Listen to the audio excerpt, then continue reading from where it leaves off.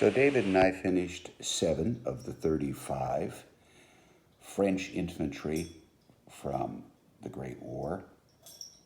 War Games Atlantic figures, 28 millimeter. We got these done the other day.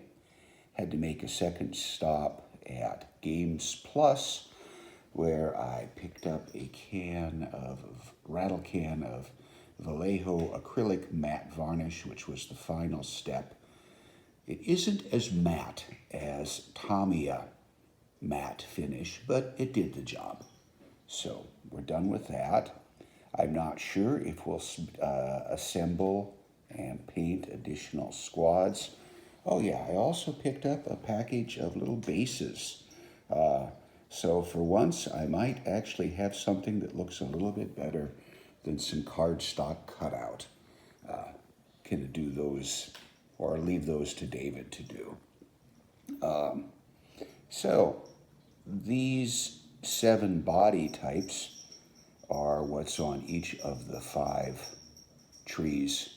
Then there's multitudes of firearms, weapons, as well as heads, caps, helmets to choose from. So here we go. And we used, with the exception of maybe one skin tone, everything else was Vallejo paint that we used. Made do. It worked fine. And we had sort of an assembly line process.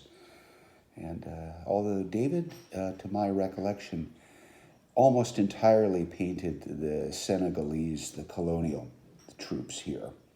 Those were his, and so I did a few more of the infantrymen in blue.